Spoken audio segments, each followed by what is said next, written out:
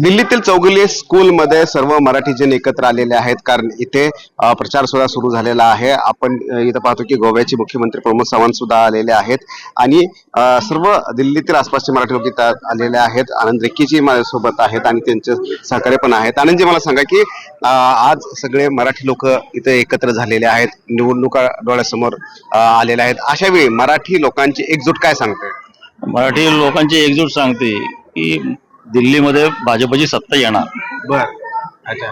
कशामुळं, काय कारण आहे, काय परिवर्तन? कारण परिवर्तन असं आहे की आता नवीन चेहरे पण भाजपने दिलेले आहेत. बर, आणि मोदी साहेबांनी ज्या घोषणा केलेल्या आहेत त्या घोषणा खरोखर सर्वसामान्यांसाठी आणि सगळ्यांसाठी उपयुक्त आहेत. त्यामुळे लोक त्या दृष्टिकोनातून मतदार अट्रॅक्ट झालेला आहे बर, आणि 100% यावेळेस भाजपची सत्ता दिल्लीमध्ये येणार. बर. कोणते मुद्दे आहेत यावेळेस? ते लाडकी बहिणीसारखेच योजना आहेत. बाकी आता कालचं इन्कम टॅक्स वरनं पण मुद्दा झालेला की 12 लाखापर्यंत सगळ्यांना टॅक्स माफ झालेला आहे. असे अनेक प्रकारचे मुद्दे मोदी साहेबांनी दिले आहेत आणि मोदी साहेबांनी स्वतः सांगितलं आहे की दिल्लीमध्ये मी आता संपूर्णपणे वेळ दिल्लीसाठी द्यायला तयार आहे.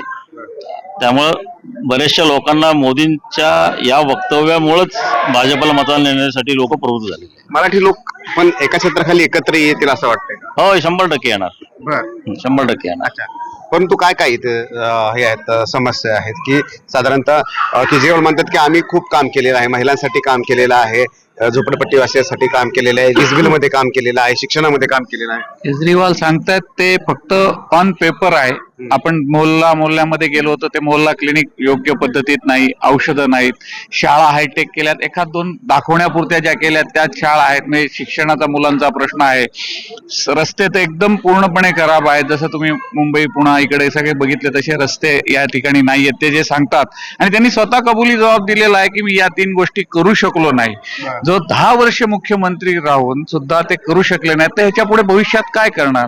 त्यामुळे आमचं जनतेला आव्हान आहे, आपल्या मराठी जनतेला सुद्धा आव्हान आहे की आपल्या जीवनामध्ये आमूलाग्र बदल घडवायचा असेल तर डबल इंजिनचं सरकार असलं पाहिजे. केंद्र सरकारमध्ये मोदी साहेबांचं सरकार आहे. सबका साथ, सबका विकास आणि सबका विश्वास या तत्वावर चालणारं सरकार आहे. तर त्या केंद्र सरकारच्या योजनांचा जास्तीत जास्त लाभ राज्यापर्यंत पण मिळेल आणि दिल्लीचा विकास होईल. भ्रष्टाचारासारखे मुद्दे आहेत का? हो आहेत. अच्छा. पण मग केजरीवाल जेलमध्ये जाऊन आले, परंतु मग लोकांचा विश्वास त्यांच्यावर अजूनही आहे का? नाही, एवढा नाहीये. माग आपलं शराब घोटाळा झाला, त्याचं माणसाने आता लोकल माहित आहे. माणसं ही जी राजनीती केली त्यावेळी वाटत होतं की एक नवीन पार्टी आली, नवीन सगळं आहे. मग त्यावेळी माणसांचा जो भरोसा होता केजरीवालवर, ते त्या भरोसाला खरे उतरले नाहीत. स्कूल जसं म्हणतात की आम्ही स्कूल बनवले, ही बनवले, त्यांनी तेच स्कूल रेनोव्हेट करून नुसतं चित्र दावायचं काम केलंय. नवीन स्कूल नाहीत, नवीन रस्ते नाहीत. महिलांच्यावर जेवढं सेफ्टी आपल्याकडे आहे तेवढं इकडं नाहीये. रात्री पूर्वी कसं होतं की थोडा वेळ चला महिला फिरू शकत होत्या. आज दिल्लीच्या हालत असे आहेत की रात्री 10च्या नंतर महिला कुठं फिरू शकत नाही.